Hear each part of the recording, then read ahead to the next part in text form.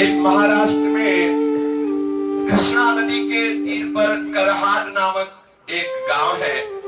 वहां एक ब्राह्मण रहते थे। उनके घर में केवल 4 लोग थे। वो ब्राह्मण और उस ब्राह्मण की ब्राह्मणी और उसका पुत्र और उसकी पुत्र वधू। पुत्र वधू बड़ी ही साध्वी और बड़ी ही भक्ता थी। पुत्र वधू का जो नाम था वो सखुबाई था। पुत्र वधू का नाम सखुबाई था। और जो सास थी और जो ससुर थे और जो पति थे, ये तीनों एक ही राशि के थे। तो दूसरे शब्दों में धुंधकारी थे। जितना उपद्रव करे उतना ही कम। और पूर्ण सती साध्वी सखुबाई बचपन से संत महात्माओं का संग करके निरंतर श्री कृष्ण के चिंतन में तन्मय रहने वाली। अब प्रारब्ध होता है, भगवान की ऐसी लीला होती है जैसे गाय जो है कसाई के चक्कर में फंस जाए।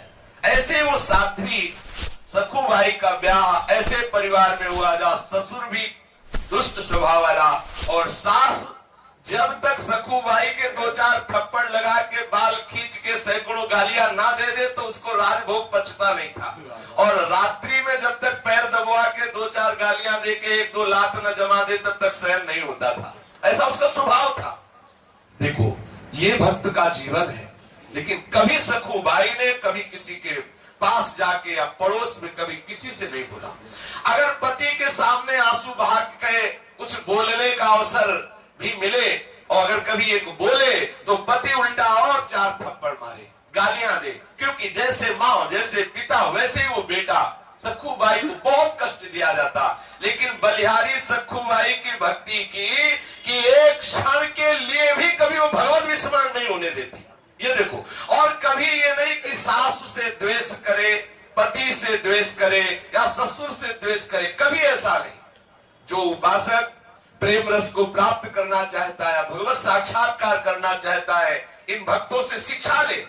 उसी घर में रह के और सब कार्य, ससुर स्नान करेगा तो पानी सखुबाई को भरना है, उसके कपड़े सखुबाई को धोने हैं, सास के कपड़े धोने हैं, पति के कपड़े धोने हैं, सबको भोजन बनाना, सबके बर्तन में, और बाद में जो जूठन बचे वो खाने को देना। और जब सखुबाई भगवत स्मरण करते हुए प्रसाद पावे तो सासू बैठ के जैसे लोरिया सुनाई जैसे गालियां सुनावे। सोचो कैसा जीवन उस महान भक्ता का, कितना क्लेश में जीवन।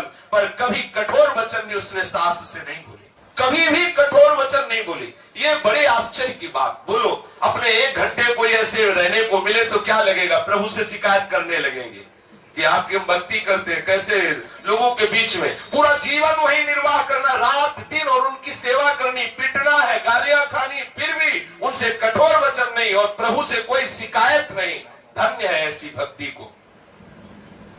प्रभु की रुचि समझकर, प्रभु की इच्छा समझकर अपने प्रीतम को सुख पहुंचाने के लिए सखुबाई पूरे परिवार का सेवन करती, पूरे परिवार की सेवा करती। वो अधिक दुष्टा अभिमानिनी कुटिला कठोर हृदया जो सास है, ऐसी परम भागवत परम दयालु श्री सखुबाई को प्रति क्षण क्लेश दे रही है। और तीनों एक से बढ़कर मनमानी क्लेश देते। शक्ति भर के जितनी ताकत है सखुबाई को सताते, उनको सताने में सुख मिलता। शरीर सूख रहा है सखुबाई का, फटे पुराने कपड़े पहनने को मिलते हैं, रूखा सूखा खाने को मिलता है, प्रतिक्षण डांट पिटाई, लेकिन हर समय श्री कृष्ण का चिंतन। यह है भक्ति का स्वरूप। और ऐसे ही भक्तों के जीवन में अद्भुत घटनाएं घटती है जिनका यश गान किया जाता है। प्रातः काल से लेकर रात को सबके सो जाने के बाद तक सखुबाई के लिए घर का काम पड़ा रहता। मशीन की भांति बिना विश्राम किए वो काम करती। सखुबाई का शरीर बहुत कृश होने लगा। बिना आलस्य के, बिना थकावट के, कष्ट सहते हुए भी सबको सुख पहुंचाना, सबकी सेवा में मगन रहना और श्याम सुंदर त्रिभुवन मोहन लालजू का अखंड ध्यान और जिह्वा से विठ्ठल विठ्ठल विठ्ठल, कृष्ण कृष्ण कृष्ण, गोविंद गोविंद, ये सदैव नाम उच्चारण होना। घर के काम काज को ऐसा नहीं कि बेमन करे, सुचारू पूर्वक जैसा होना चाहिए वैसा। और दिन में 10-20 बार सखू को उसके माँ और उसके पति गालियां देते, पीटते। श्री सखुबाई अपने शील और स्वभाव को निरंतर प्रभु के चिंतन के अनुसार ऐसा शांत बनाए हुए थी कि चाहे कितना भी प्रतिकार हो, कभी वो सास से लौटकर जवाब नहीं दिया। सास के सामने वो कभी जवाब नहीं खोलती। पति के सामने 2 बूंद आंसू निकालने का अवसर उसके पास नहीं था, क्योंकि पति सास से भी ज्यादा कर्कश था। अधिक क्या, निर्दय हृदया पिशाचिनी वो सास सखू को पेट भर भोजन भी न देती। घर में अनेक पदार्थ उससे बनवाती, अच्छे अच्छे पदार्थ पाती और अपने लिए रख लेती आगे के लिए, लेकिन सखू भाई को वही रूखा सूखा बासी पवाती। पुत्र, माँ और ससुर तीनों भरपेट पाते, सखू भाई को भरपेट भोजन भी नहीं। इतना होने पर सखू अपने दारुण दुख को श्री भगवान की कृपा का अनुभव करते हुए आनंदित होकर के सहती। सखू की दशा पर गांव के स्त्री पुरुषों को बहुत तरस आता, पर किसी की हिम्मत नहीं होती कि कोई समझा सके। ब्राह्मणी के डर से कोई सखू से बात भी नहीं कर सकता था। सखू भाई मन ही मन भगवत कृपा का अनुभव करती हुई सोचती, कितने कृपालु हैं श्री कृष्ण। देखो ये भक्त का स्वभाव, कितने कृपालु हैं। यदि पति हमसे प्यार करता तो श्री कृष्ण के प्यार में बाधा पड़ जाती। यदि सास हमें प्यार करती, ससुर प्यार करते, तो इनमें मन बंटता। सखू भाई एकांत होकर यही सोचती, कितने कृपालु श्री कृष्ण है कि हमें ऐसा परिवार दिया है कि मेरा मन केवल श्री कृष्ण में लगेगा, इनमें लगेगा ही नहीं। ये कितनी कृपा है। देखो भक्त हर परिस्थिति में आनंदित रहता है, कृपा का अनुभव करता है। यदि श्री कृष्ण की कृपा ना होती तो मैं मोहवश ससुर, सास और पति के मोह जाल में फंस जाती। कितनी कृपा हमारे प्रीतम हमारे ऊपर करते हैं। एक दिन किसी पड़ोसिन ने अवसर पाकर भाग करके सखू भाई के पास जाके पूछा, बहन इतना कष्ट दिया जाता है और तू कोई उपाय नहीं करती, तेरे नैहर में कोई है नहीं क्या? तू इतना दुख भोगती है, क्या तेरे नैहर वाले कोई खबर, कोई ऐसा उपाय करके कि आपको ये कष्ट से बचा ले? कोई है नहीं, न कोई खबर लेने आता है, न कोई तुम्हारा सहयोग करता है। सखू ने मुस्कुराते हुए कहा, जानती हूँ मेरा नैहर कहाँ है? कहाँ है? पंढरपुर में। और मेरे नैहर वाले कौन जानते हो? विठल और रुक्मिणी जी। विठल और रुक्मिणी जी और सखी, उनके बहुत बड़ा परिवार है, असंख्य संतानें हैं। हमें लगता है कि वो असंख्य संतानों की व्यवस्था में भूले हुए हैं, इसीलिए मुझ गर्विणी की तरफ वो खोज खबर लेने नहीं आ पा रहे, पर उनकी बहुत कृपा है हमारे ऊपर। अब वो बेचारी पड़ोसनी क्या समझे कि किस दशा में, किस भाव में किनको बोल रही है। पंढरपुर महाराष्ट्र का एक प्रसिद्ध धाम है। यही आषाढ़ शुक्ला एकादशी को बड़ा भारी मेला लगता है। भगवान पंढरीनाथ श्री विठल के दर्शनार्थ लाखों नर नारी दूर दूर से भगवान नाम कीर्तन करते हुए, नृत्य करते हुए उत्साह पूर्वक पंढरपुर की यात्रा करते हैं। जब यात्रा का दिन आया, भक्तों की मंडलियां कीर्तन करते हुए पंढरपुर के लिए चारों ओर दल बना बना करके सब नाचते हुए जाने लगे। कोई मृदंग में, करताल में सुंदर भाव विभोर होकर के स्वर निकाल रहे, कोई झांझ बजा रहे, कोई नाम घोष कर रहे, कोई नाच रहे, कोई पैरों में घुंघरू बांध करके मतवाले होकर के ताल में ताल मिला रहे, श्री हरि के गुणगान, हरि के लीला चरित्रों का गान करते हुए भक्तों की मंडली को देख करके सखू भाई के हृदय का बांध टूट गया। विचार किया, क्या करूं, हमारे प्रीतम का ऐसा बड़ा उत्सव हो रहा है, उसमें जाकर के मैं मिल नहीं सकती, इतने यहाँ विरोध है। तो करहाड़ उसके गांव से बड़ी बड़ी मंडलियां जा रही थी। सखू भाई को पानी भरने के लिए कृष्णा नदी में जाना होता था। घड़ा लिया और कृष्णा नदी में जल भरने के बहाने निकली। प्रेमी भक्तों के संकीर्तन दल को देखकर सखू के हृदय में प्रेम उमड़ा और घड़ा वहीं रख दिया। पंढरपुर जाने की प्रबल इच्छा करके भक्तों की मंडली में गई। विचार किया कि अगर सास से पूछेंगे तो पिटाई ही होगी, सास ससुर पति कोई जाने तो देगा नहीं। घड़ा नदी के किनारे रख दिया और भक्तों की मंडली में चली गई। अब सखू भाई संत मंडली में जा रही, पड़ोसी ने देखा, दौड़ के जाके सास से कहा, अरे देख तेरी बहू संतों के साथ मंडली में भाग गई, वो तो जा रही है। अब सास ने अपने बेटे से कहा कि देख मैं कहती थी वो है दुष्ट, नहीं माना, जा जल्दी जा। अब बड़े बड़े डंडे निकाले, सास ने भी पतीले और दौड़ लगाई। जाके देखा तो भक्तों के बीच में उन्मत्त हो रही है सखुबाई, नाम कीर्तन और बड़ा आह्लाद हो रहा है। अपने प्रीतम के दर्शन के लिए विशेष इच्छुक है और जैसे जहरीली नागिन फुफकार मारते हुए जाए वैसे ही लड़के के साथ वो सास वहां से भागती हुई आई। क्रोध में आग बबूला होकर के सब संतों के बीच में जाकर उसके बाल पकड़े, घसीट के बाहर लाई, वही डंडा शुरू कर दिया मारना। देखो पानी लेने भेजा था, ये जा रही संतों के साथ, जो गालियां देना हो सब गालियों की पुष्पांजलि सारे रास्ते में बरसती रही और डंडा का भोग लगता रहा सखुबाई के ऊपर। घर में जाकर के डट के पिटाई की तीनों ने मिलकर, सास ने, ससुर ने और पति ने भी। सखुबाई हा विठ्ठल, हा कृष्ण, हा गोविंद, तीनों ने मिलकर डट के पीटा। और सास कहती है अरे अभी ये मामूली मार है, इससे मारने वाली नहीं, ऐसा पीटो कि ये चलने लायक न रहे, फिर भाग जाएगी, ये फिर पंढरपुर की यात्रा करेगी। और सुनो अभी 2 सप्ताह है पंढरपुर की यात्रा की, इसको जकड़ करके खंभे में बांध दो, बिल्कुल 2 सप्ताह ना रोटी ना पानी, और रोज इसकी पिटाई करो, तब ये मानेगी। और सास की आज्ञा हुई और सखुबाई को बांध दिया उनके ससुर ने और पति ने, और पिटाई की, भोजन देना बंद। देखो कितना कष्ट, आप विचार करके जरा उस स्थिति में देखो, एक कृष्ण वाली भगवत भक्ता, उसके साथ ऐसा दुर्व्यवहार, मार पिटाई, भोजन नहीं, और बड़ी जोर से रस्सी से बांध दिया गया सखुबाई को, खींच करके बांध दिया गया कि सखुबाई की त्वचा में वो रस्सी धस गई, ऐसे जोर से बांध दिया गया। सखु का शरीर वैसे ही कृष्ण था, क्योंकि खाने पीने को ठीक से मिलता नहीं, दिन भर सेवा, पर उसके मन में कोई दुख नहीं है। उसके हृदय में ये दुख नहीं कि मुझे बांध दिया गया, मुझे मारा गया, मुझे गाली दी गई, ऐसा नहीं। एक हृदय में पीड़ा है कि हे श्री कृष्ण, आपके भक्तों के बीच में मुझे कितना सुख मिला, पहली बार जीवन में भक्त मंडली में मुझे नाचने को मिला, आपके दर्शन के लिए मैं जा रही थी, मेरी सामर्थ्य नहीं कि मैं इस जन्म में इस नरक से निकल सकूं। हे करुणानिधान, हे दीनों पर दया करने वाले श्री हरि, क्या ऐसा नहीं हो सकता कि मैं आपके दर्शन कर पाऊं इस जन्म में? क्या मैं प्रगट में आपके मंदिर में आकर के आपके भक्तों के बीच में नहीं नाच सकती?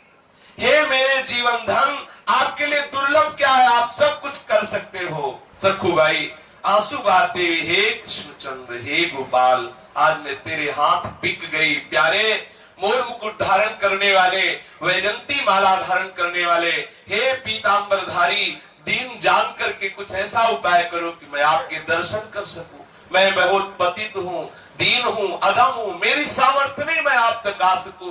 अपने भक्तों के लिए कच्छ मच्छ वारा सुकन, न जाने कौन कौन से अवतार धारण किए, आपके लिए क्या दुर्लभ है। हे प्रभु आप कृपा करो, बहुत सुंदर अवसर, भक्ति की मंडलियां जा रही हैं, आपके दर्शन करने के लिए बार बार अवसर नहीं आएगा। हे नाथ आप कृपा करोगे तभी दर्शन हो सकते हैं, मेरी सामर्थ्य तो है नहीं कि मैं उसके चुंगल से छूट सकूं। सखुबाई श्री हरि का आंतरिक चिंतन कर रही है। श्री हरि को चैन कैसे पड़ सकता है? रुक्मिणी जी ने देखा तो चेहरे में उदासी, बड़ी चिंता। पूछा कि नाथ आपका चिंतन करने से सबकी चिंता खत्म हो जाती है, आप चिंता में कैसे? हमें लगता है जब जब आपके चेहरे पर श्रीमुख में चिंता दिखाई देती है तो किसी भक्त के लिए, कोई भक्त हमें लगता है कष्ट में है। भगवान ने कहा एक ऐसी भक्त है, पूछो मत, कितना पीटा गया उसको, कितना क्लेश दिया गया, वो हमसे मिलना चाह रही है और उसको बांध दिया गया है।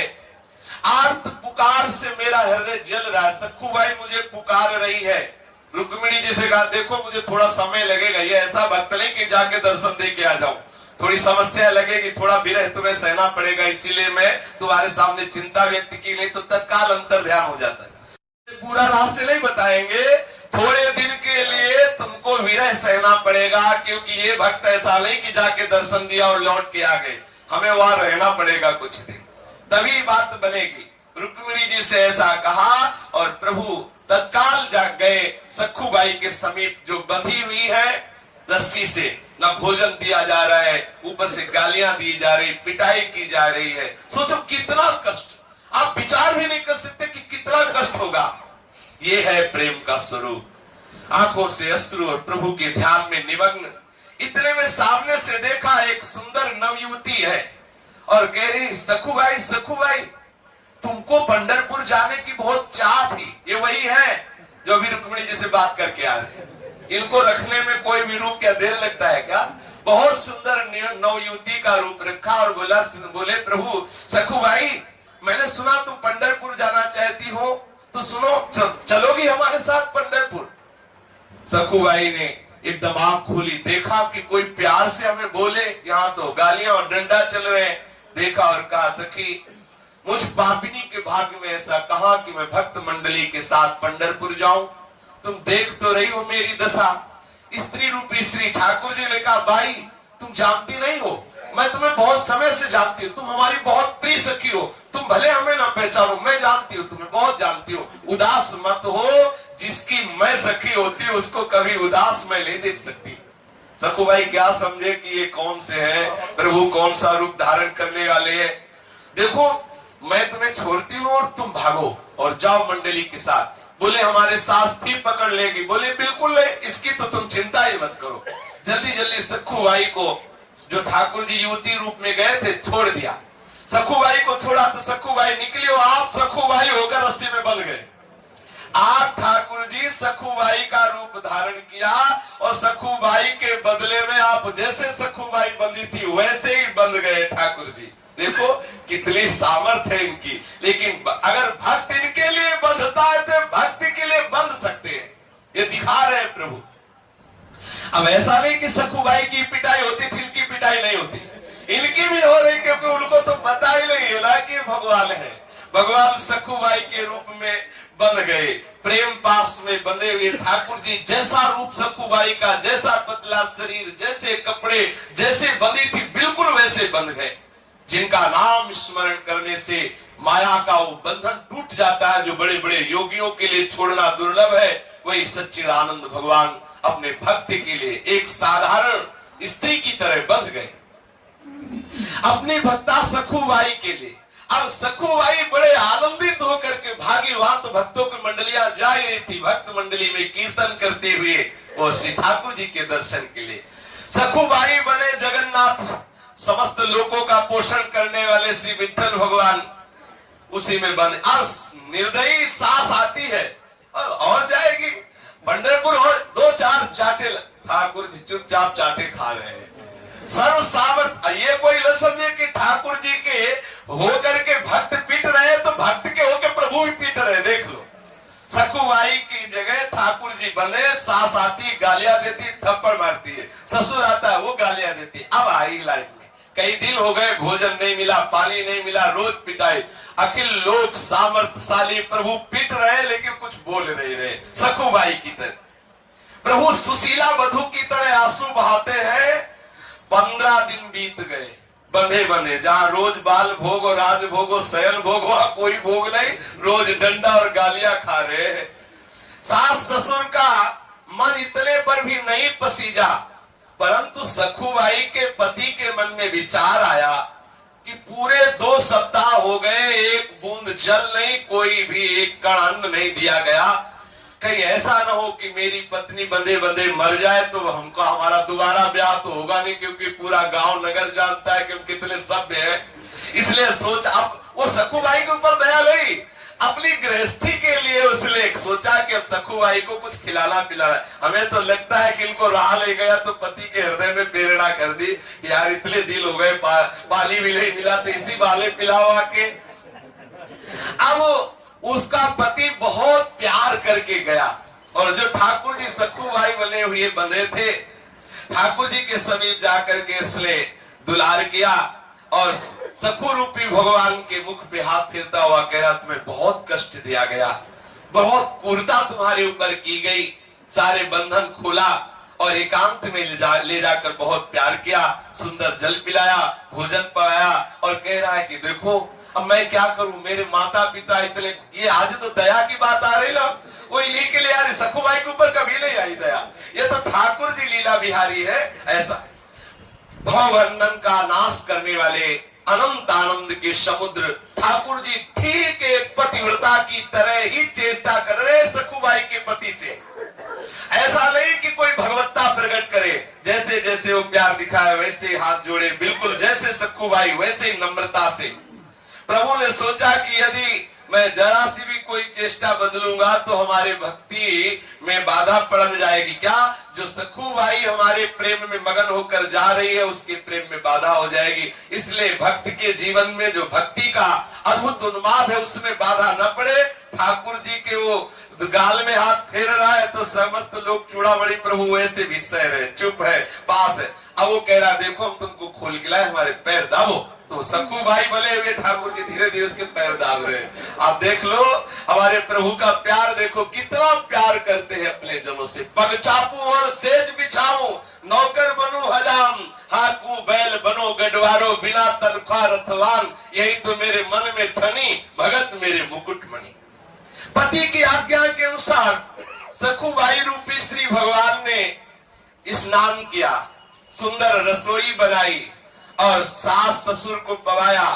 देख लो 56 भोग पाले वाले स्वयं रसोई में चूल्हा फूक रहे, भोजन बना रहे, सास ससुर को बैठा के पवाया और पति को भी पवाया। तीनों आज बहुत प्यार उदय हो रहा है भोजन पाने के बाद। और अपनी बहू की तरफ सास भी बड़ी प्यार दृष्टि से पहली बार देखा, क्योंकि अब ठाकुर जी के हाथ का बना हुआ गया है तो प्रभाव तो पड़ेगा ही। और पति ने जो प्यार की दृष्टि से देखा वैसा प्यार तो कभी सखुबाई को नहीं मिला। माता पिता और पुत्र सराहना कर रहे कि बहू जीवन में ऐसा भोजन नहीं मिला जैसा आज तू बना के पवा रही। ठाकुर जी भी मुस्कुराते जा रहे अंदर कि तुम्हें क्या पता कि तुम्हारी बहू कौन बना हुआ है। ठाकुर जी पुत्र वधू के रूप में स्वयं अपने हाथ से सब पात्र मांजे, रसोई पवित्र की। और वो जो पति बने हुए सखुबाई के हैं उन्होंने सखुबाई को आज बहुत प्यार किया। ठाकुर जी बिल्कुल एक साध्वी पत्नी की देख लो क्या कर सकते हो अपने भक्ति के लिए, क्या नहीं कर सकते। दोनों बातों पर विचार करके देखो कितने महान होते हुए आप चाहते तो अपना ऐश्वर्य प्रकट कर सकते थे, लेकिन नहीं, पैर दाब रहे, बर्तन मांज रहे, रसोई बना रहे, पवा रहे, जैसा पति आज्ञा करता वैसा सेवा कर रहे। बर्तन मांजना, चौका देना, सास के पैर दबाना, सारे कार्य बड़ी चतुरता पूर्वक चतुर चूड़ामणि श्री ठाकुर जी महाराज कर रहे हैं। जो स्त्री पुरुष समस्त चराचर जगत के स्वामी हैं, जो भी संसार देख रहे हैं इसके रचयिता, इसके पालन करने वाले, इसको लय करने वाले अनंत सामर्थ्यशाली प्रभु है। एक साधारण बहू की तरह सखुबाई के रूप में सेवा कर रहे हैं। सखु रूपी भगवान अपनी सेवा और सुंदर व्यवहार से पति सास ससुर तीनों के स्वभाव को बदल दिया। तीनों बहुत प्यार करने लगे सखुबाई रूप श्री भगवान से। अब तो बड़ा घर में आनंद है, विलक्षण परिवर्तन उस घर में। पड़ोसी देखते हैं कि अब तो कोई मारपीट नहीं, कोई कोलाहल नहीं, बड़ा शांति। सोचा कि भगवान की कृपा हो गई। और उधर सखुबाई पंढरपुर पहुंच करके नाम कीर्तन करते हुए उन्मत्त नाच रही है। प्रभु के प्रेम में वो इस बात को भूल गई कि हमारी जगह कोई और सखी बंधी हुई है। प्रभु ने तो यही कहा कि तुम दर्शन करके आ जाओ, तब तक हम बंधी हुई है। उनको सब भूल गया। गई पंढरपुर में दर्शन के, खूब नृत्य करके उन्मत्त होकर के आनंदित हो रही है। अब भक्त गण हाथों में निशान लिए हुए ताल मृदंग झांझ बजाते हुए नाम घोष करते हुए नृत्य कर रहे हैं। गरीब अमीर ब्राह्मण शूद्र का कोई भेद नहीं, सब मंडलियों में उन्मत्त नृत्य हो रहा, भगवान नाम का जय घोष हो रहा है। आकाश में गूंज मच रही, ऐसे नाम घोष हो रहा है। आनंद रस में विभोर हुई सखुबाई चंद्रभागा में स्नान करके पंडरीनाथ जी के दर्शन करके मंदिर के अंदर प्रवेश किया। मंदिर में जाकर श्री हरि के दर्शन करके आनंद सिंधु में डूब गई। प्रभु की वो श्याम मनोहर मूर्ति, वो दिव्य पीतांबर धारण किए हुए सुंदर स्त्री, आज प्रभु की मूर्ति थोड़ी दिखाई दे रही, साक्षात प्रभु दिखाई दे रहे हैं। कानों में दिव्य मकराक कुंडल, सुंदर अनंत कामों का भी जो सौंदर्य फीका कर देने वाला उनका लावण्य, वक्षा स्थल पर नवीन सुगंधित पुष्पमाला, तुलसी की माला धारण किए हुए और भ्रकुटी का संचालन करते हुए सखुबाई को मुग्ध कर रहे हैं।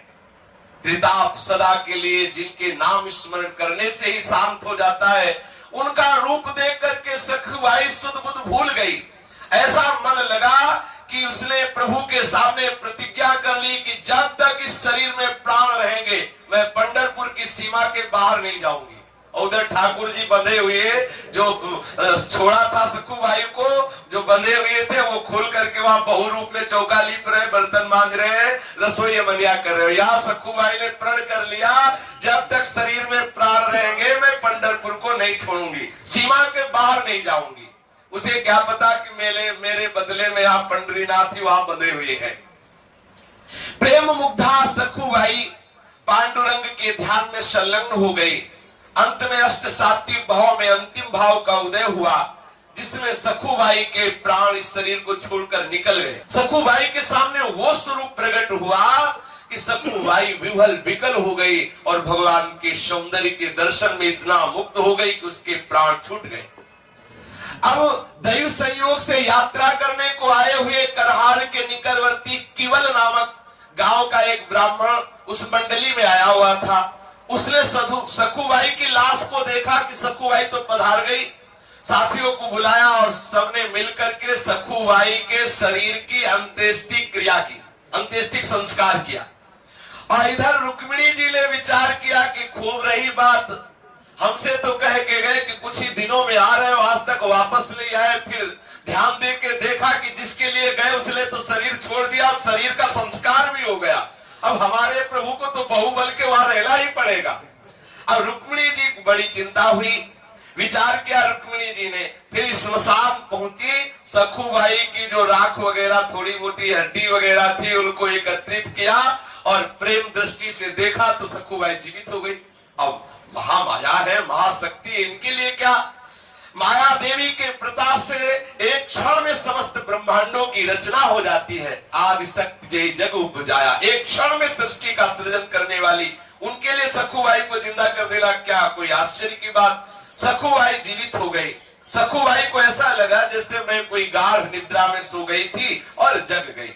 रात को स्वप्न में जो रुक्मिणी जी ने, उन्होंने कहा कि देखो पुत्री, तेरा प्रण रह गया, तूने कहा था इस शरीर में जब तक प्राण रहेंगे मैं पंढरपुर की सीमा के बाहर नहीं जाऊंगी, वो शरीर तो तेरा जल गया।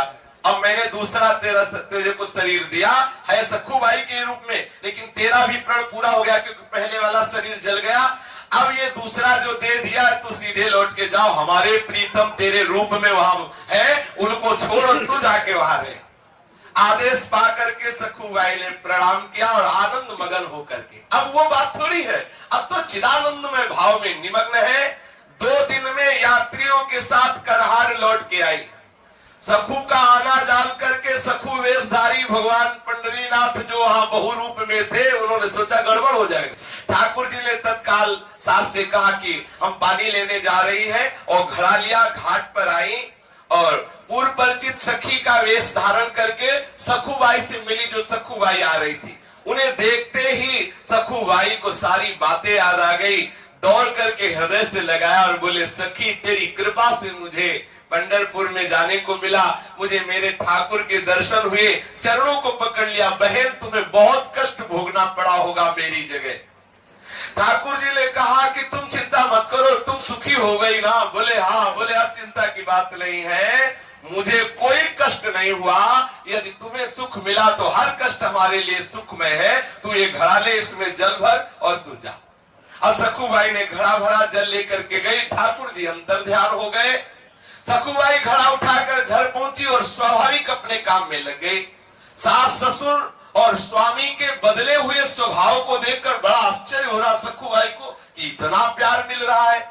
दूसरे दिन वो केवल गांव का ब्राह्मण जिसने सखुबाई के शरीर का अंतिम संस्कार किया था, वो करहार आया और उसने सखुबाई के घर पहुंच करके कहा कि भाई हम एक खबर देने आए हैं, तुम्हारी बहू गई हुई थी पंढरपुर और वहां ठाकुर जी के दर्शन करके उसके प्राण निकल गए, तो हमने पहचाना और वहां उसके शरीर का हमने संस्कार किया, तो ये हम बताने आए। आपको पता चला हमारी बहू तो घर के अंदर है, उन्होंने कहा कैसी बात, हमने स्वयं आग लगाई उसके शरीर में। अरे बोले झांक के सखू भाई आवाज लगाई, बोले आई तो देखा सखू भाई सामने, तो उसके होश उड़ गए कि हमने स्वयं देखा कि सखू भाई पंढरपुर गई, ठाकुर जी के दर्शन किए, दर्शन में ऐसा प्रेम का अंदर प्रकाश हुआ कि वो शरीर छूट गया और मैंने शरीर को स्वयं चिता लगाई, फिर ये सखू भाई कैसे हो सकती है।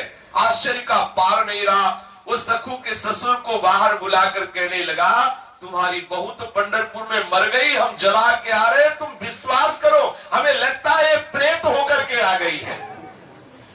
सखू के ससुर और पति ने कहा कि पंढरपुर गई ही नहीं, तुम कैसी भूली भूली बातें कर रहे हो। आखिर ब्राह्मण के बहुत कहने पर ससुर ने सखू को अपने पास बुलाकर पूछा, प्यारी बहू तुमको तो हमने यहाँ बांध रखा था, ये कहते हैं कि तुम पंढरपुर में गई और वहां मर गई और वहां इन्होंने आग लगाई, ये कैसी बात है।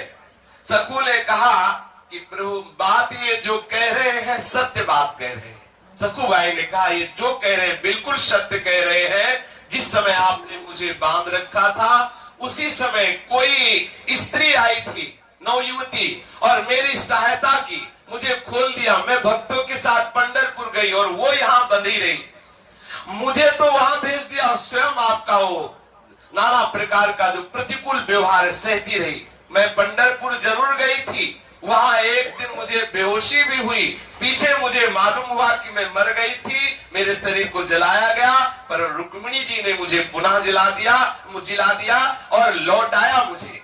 कृष्णा नदी के समीप जब मैं आई तो वो युवती जिसने मुझे खोला था और स्वयं बंधी थी, वो घड़ा दे करके और चली गई। आप लोग जानते हैं वो कौन सी युवती थी? तो सास ससुर ने पति ने कहा मुझे तो पता नहीं। बोले जब चली गई तब मुझे पता चला कि वो मेरे पांडुरंगा ही थे, मेरे प्रभु थे। बाद में पता, और ये ऐसे है कि ये पता नहीं लगने देते सामने, बाद में जरूर अनुभव कराते हैं कि मैं ही था। आप लोगों का बड़ा सौभाग्य। सखूबाई ने कहा कि आपको हमारे इष्ट के दर्शन हो गए। ये सुनते ही सखूबाई के सास ससुर और पति ये सब सखूबाई के चरणों में गिर पड़े कि मैंने तुम्हें पहचाना नहीं, हमारे घर में ऐसी परम भक्ता परम साध्वी जिसके अधीन श्री भगवान है, मैंने तुम्हें बहुत सताया, बेटी हम पर कृपा करो। सखूबाई ने सास ससुर और पति को भक्ति का उपदेश किया।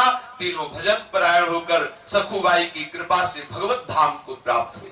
यदि उपासक भक्ति मार्ग में आगे बढ़ रहा है तो प्रतिकूलता आए तो आनंदित होना कि हरि आने वाले हैं।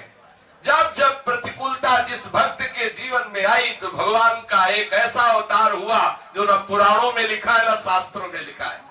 ऐसा अवतार होता है, भक्त के लिए पर्सनल अवतार होता है। हमारे हरि हर क्षण देख रहे हैं हमें। कभी निराश मत होना, चाहे जितना दुख आवे, चाहे जितना क्लेश आवे। दुख देने वाले और क्लेश देने वाले को कभी क्लेश देने का विचार न करना, आनंदित होकर सहना, तो हरि कृपा करके आएंगे और हृदय से लगा लेंगे। हमारा जन्म